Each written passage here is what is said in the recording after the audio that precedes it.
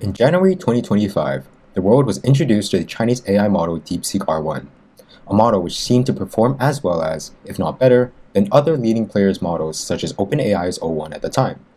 Although the costs for Deepseek R1 model have not been publicly revealed, its predecessor, the V3 model, reportedly only cost under $6 million to train. This caused quite a controversy as other similar models costed a lot more.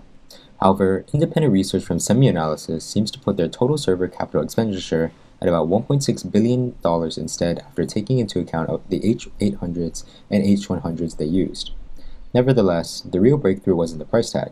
It was the decision to train the AI through GRPO, a reinforcement learning algorithm that was proposed by Deepseek back in April of 2024. Prior to talking about GRPO though, I'll need to briefly explain what reinforcement learning is.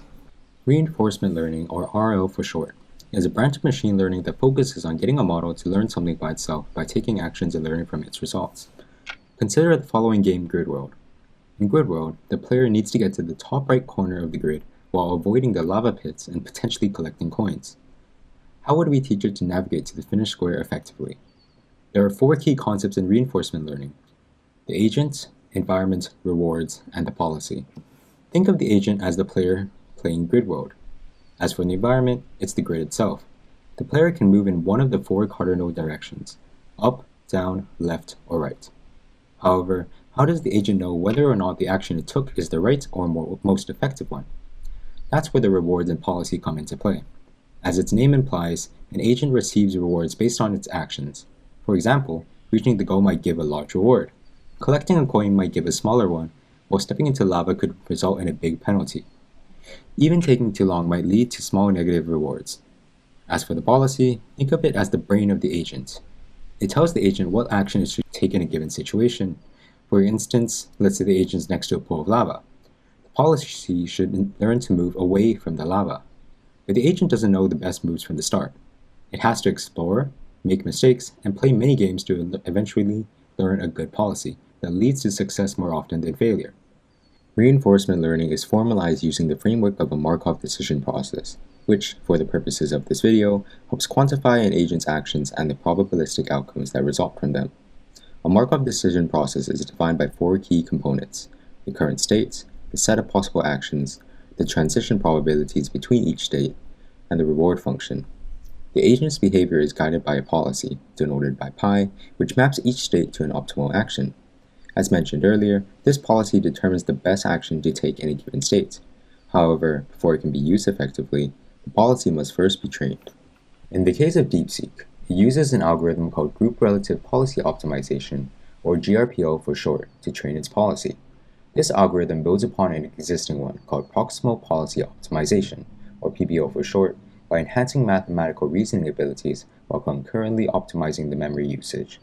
The main reason why GRPO was used in Deepseek, however, was that it helped save the training costs of RL, which coincides with their lower overall costs. Let's dive into how GRPO works. GRPO is defined by this equation. Don't be too intimidated by it. The Q in the equation stands for the question. Questions can be thought of as the states in reinforcement learning. In the case of Deepseek, the questions are the prompts that are given to the model, like, what is Deepseek? O sub I is a specific output sampled from the old policy pi sub theta. In this case, it would be the responses to the given question posed earlier, like a Chinese company, a chatbot, a blue whale. The rest of the variables will be explained as we get to them. The goal of GRPO is to maximize the equation. Let's look at the outer portion of the equation. We take the expected value with respect to two distinct distributions. The first are the questions sampled from the distribution P of Q, which is just the probability distribution of all the questions the model has seen through training. And the second is the set of outcomes produced by the model O sub I, sampled from the old policy given the query. Next, the summation means that we are taking the average of the sampled group. Inside of the summation, it can be split into two distinct terms. The first of which is the minimum of the ratio of the probability of the output from the new policy over the old policy, multiplied by the advantage and the clipped version of it. Epsilon is a hyperparameter that controls the range in which the value is clipped into. To be specific, the clip function clips this to a value between 1 minus epsilon and 1 plus epsilon. As for the advantage is the corresponding relative normalized measure of how well an outcome does compared to the average reward of its group.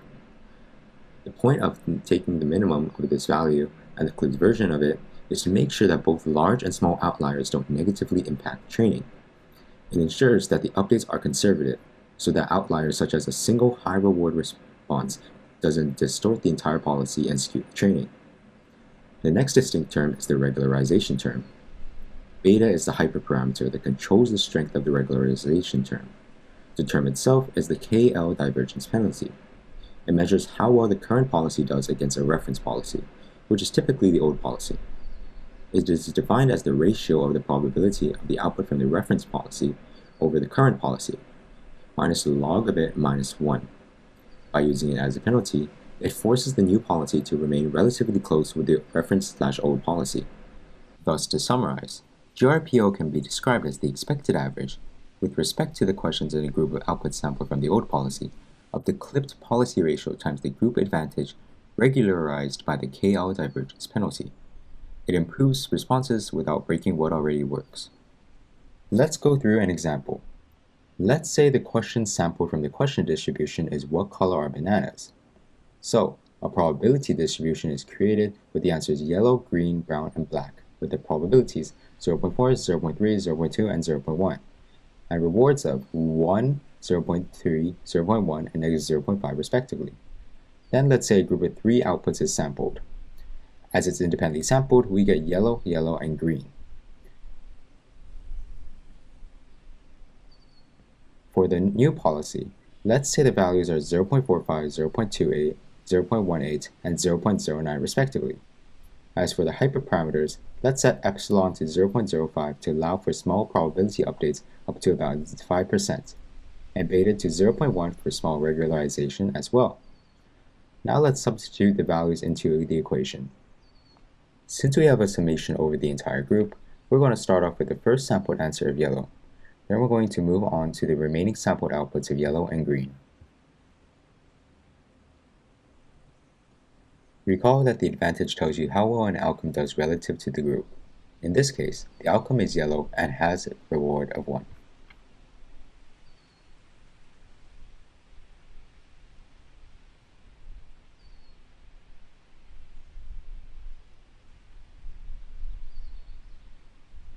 For the KL divergence penalty, we're using the old policy as the reference policy. This forces the new policy to remain relatively close with the old policy. After substituting in the penalty, we see that it simplifies to about 0.7418.